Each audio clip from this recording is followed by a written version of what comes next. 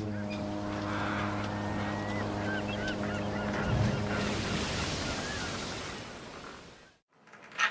are you ready to go?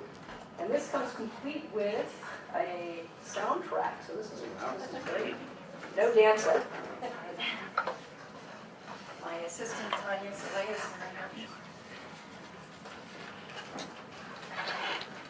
So as I said earlier, my name is Orlene Chartain, and I live at Docktown Marina. And I see a lot of my neighbors in the audience here. We are water people, and so we are very interested in this process, and I'm very honored to be on the task force. What I chose was Sausalito for my presentation because it is a world-famous floating community. No, that's not it. In the town of Sausalito. Are you going with the project?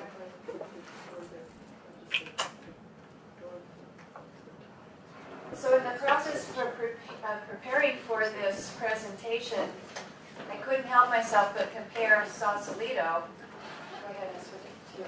with Redwood City. And I'm guessing that, like me, you may be interested in hearing about the similarities and differences between our Docktown Marina and Sausalito. I've heard the term, I should say, Little Sausalito mentioned in Redwood City, referring to Docktown Marina either as it sits or maybe what it could be. I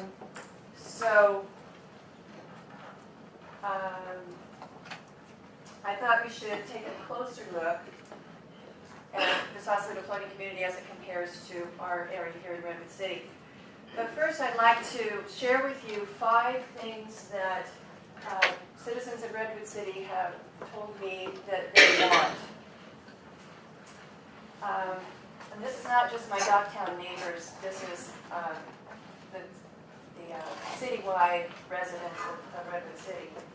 So the first one is to plan for a floating community in the inner harbor. I think it would be something that would distinguish Redwood City, and it would be something that we could be very proud of. The second one is adaptive development. We need forward-thinking, eco-friendly development on the water and the land that's right next to the water. Third one is downtown Redwood City. We've done a great job to make downtown Redwood City a destination. And what I've heard from the residents of Redwood City is we need a connection of that great destination to the bay. So why not have another destination at the water and connect the 2 destinations with something in between that has something to do with water. So that connects downtown to the bay. I was just talking about the ferry that would be lovely to have coming into the port, and if we can figure out how to pay for it. Imagine people coming in on the ferry, they're going to end up on the water, and they need to connect to downtown. So connecting downtown to the water and the water to downtown makes a lot of sense. So the fourth thing is we need to preserve the history of our harbor. We need to educate our children and our adults as well about our harbor. It's a very interesting history, and I don't want to see it get lost. I've heard that from people as well. The fifth thing seems to be to maintain and protect our waterways. We don't want pollution.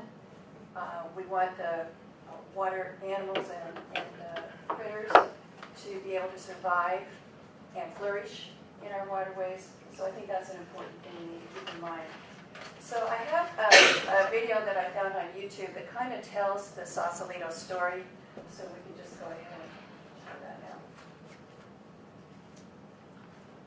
Are you coming from the flash drive?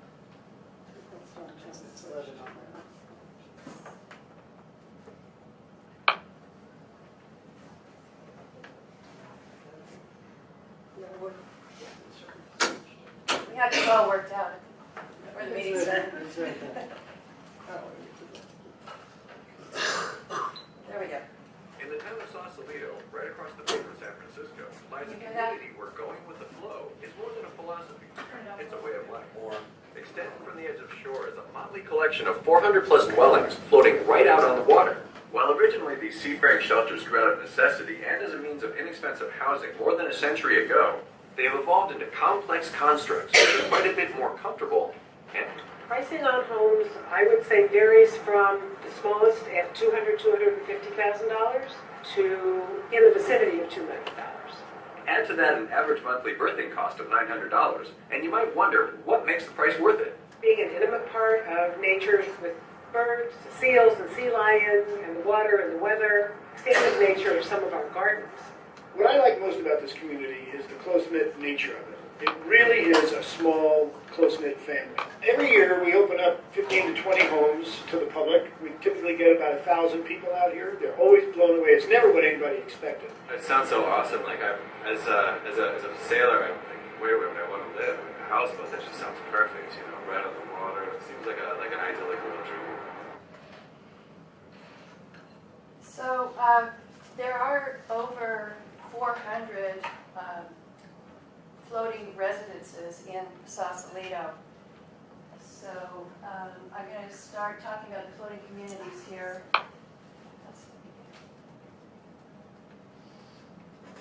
Go ahead. This is an aerial view of the Sausalito floating community. And in Redwood City a few years back, we had a similar number of liveaboards.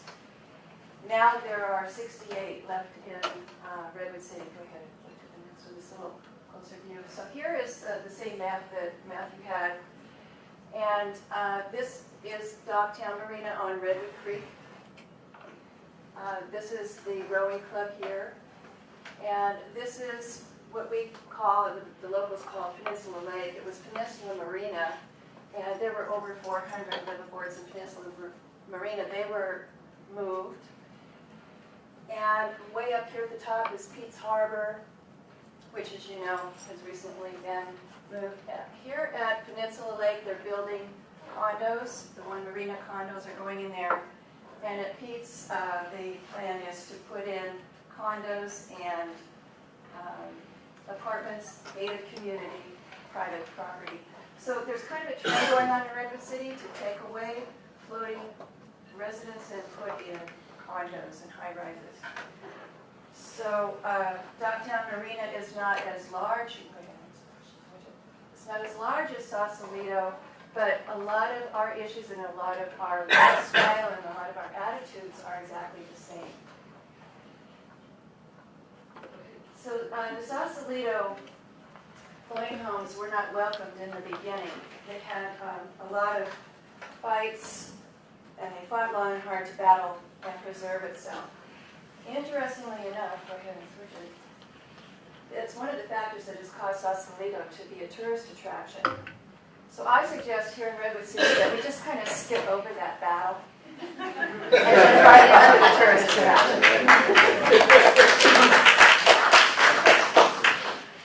So here's some shots of Sausalito. You can just kind of flip through those. We can see the walkways.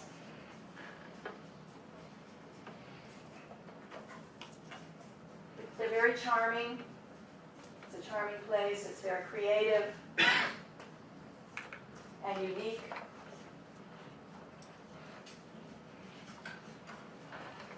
Floating gardens. Some of the floating homes are very, very large, and some are very small. So all kinds of sizes. So Docktown Marina has its own charm and creativeness. So this is a shot of Docktown Marina, another shot, and another one. So as far as housing goes, as we saw in the video, those floating homes in Sausalito start at about $250,000 and go up above $2 million, whereas condos in San Francisco area usually are over $1 million. In Docktown, our floating homes are $10,000, some of them up to $400,000 or more. One Marina condos across the creek from us are selling for $700,000 to $1 million. So floating homes do provide a form of affordable housing for the community. So we talked talked about, everybody has talked about it being a destination. And this means that there are things to see, and there are attractions for events like art shows and bicycle tours and things like that. Bringing tourists to the area, and you know when you bring tourists to the area, then you bring business to the area. When you bring business to the area, you bring money to the city. So tourists are a good thing. This is a park in Sausalito. You saw the beach earlier. I think it's very important to have parks in our inner harbor, and I'd like to get Parks and Rec involved with that. This is a poster for one of the art shows in Sausalito. It's an annual event, and some of the artwork. There are lots of artists there. And bike tours is an annual bike tour in Sausalito. We have a lot of bicyclists in Redwood City, so I think this would be a natural. So in connecting the downtown to the bay, I was inspired when I went to San Antonio, Texas, and did the river walk. And I'm thinking if we could have some kind of great water connection between downtown and the bay, what a wonderful thing that would be. And this is kind of what they did in San Antonio, Texas. We can come up with something like that. So we also need to be concerned with the eco-friendly development that I've been referring to. In light of all the news about natural disasters and the sea level rise and everything, we really do need to be prepared for this. It is coming. It's not just a pie in the sky. This is a house that's actually on land, but it has 12-foot railings on either side. It is in a flood area, so when the floods come in, the house rises with the water, and at some point, the utilities and the appliances are cut off automatically, and a battery kicks in that will last for 3 days, and then as the waters recede, it comes back down to normal again. So it's kind of an innovative way to deal with sea level rise, just rise with it. And I think in thinking of solutions for these kinds of environmental issues, that instead of fighting the water, we should try to find ways to join with it and flow with it and make our structures flow as well. There's some pretty innovative things happening out there for floating residences, and the architects, are taking into consideration the weather and that kind of thing. Going to history here, I don't know if you've seen this picture before, but this is actually downtown Redwood City. We used to have a turnaround basin down there, and right here is where the city hall sits right now. Unfortunately, the creek goes under the city hall building. It was covered over in the 1920s, mostly because it smelled and they didn't know how else to deal with it than to cover it over. But Redwood City became Redwood City because of lumber coming down from the hills of Woodside and coming down Redwood Creek to be loaded into ships to be hauled to San Francisco during the gold rush days. And that made Redwood City the county seat of San Mateo County, because it was the biggest city around. We do have a historical building in our inner harbor. You can see from the distance there that big tank with the Peninsula Yacht Club flag painted on it. It was built in the 1800s, and it was used to provide water to the steamships that were bringing the lumber down Redwood Creek to San Francisco. And it's also a gathering place for sailors and landlubbers, and a place to hang out. The other important thing I mentioned earlier was that we do need to protect the water. And at Docktown, we have been cleaning the creek for over 12 years. We have regular creek cleanups. This is some of the garbage that we collected on one of the cleanups. And our first annual Romancing the Creek cleanup was February 13th, 2010. 80 volunteers from the greater Redwood City area retrieved 3,950 pounds of trash in 2 hours. So I'm happy to report that the more recent cleanups that we've done, we have less trash, so we are making headway. But it does end up in the creek, in the drain storms, in the city, in the hills, and comes down, and if we don't get it here, it goes out into the bay and could eventually then go out into the ocean. So in summary, Redwood City needs a place like the quaint tourist attraction of the Sausalito floating community, and I'm here to say that we do have such a place in Docktown Marina. It just needs some forward thinking and some planning and some tender loving care. The Inner Harbor could be a great destination extension to the wonderful downtown destination we have already created. And the history of Redwood City is unique and interesting, like I said, and exciting, and it should be preserved and not forgotten. We have a great opportunity to think out of the box, to protect, preserve, and effectively use our waterways for living, for working, for shopping, and for having fun. So our community at Docktown is planning to have a floating home tour in the middle of September. So the organizers here are going to put that together so we're not in violation of any laws or anything. And I also want to let you know that later in September on the 21st is the annual Sausalito floating home tour. So that might be another either field trip for the... we can't show the slides until we know that we're okay. We've been instructed. So put September 21st at least on your calendar. It's a Saturday. It goes from 11 to 4, and it's $35 if you buy the tickets in advance. We do this every year as a fundraiser, and they raise quite a bit of money. But it's a good way to see what it's like living on the water. So is that, are you talking now about Sausalito or the one? Sausalito is September 21st, But ours will be in the middle of September. There's no charge. No charge for it. We do want to hold it to only, actually, I'll go ahead. Okay, all right. And the last slide, So you want me to go? just flip to that. Okay. This is my house. So if it's not in violation of any rule or law, No. I would love to have you over for coffee and that glass of wine.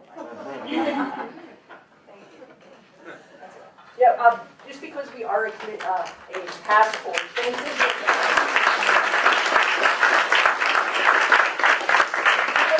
as a task force, there are certain ways we can and can't meet. So Jill's going to be working that out. And I know everybody's probably anxious to get out to Docktown as well as other places. So we want to accommodate that. And in fact, not just Docktown, but the entire Inner Harbor area. And so that will be something that we will be doing as a task force. We just have to orchestrate it in the proper way so that we're not violating the Brown Act rules. But thank you for that offer. There's an exception to the Brown Act when you serve wine. As the attorney on the panel, thank you. There must be a law. Very good. Does anyone need a break, or shall we keep moving task force?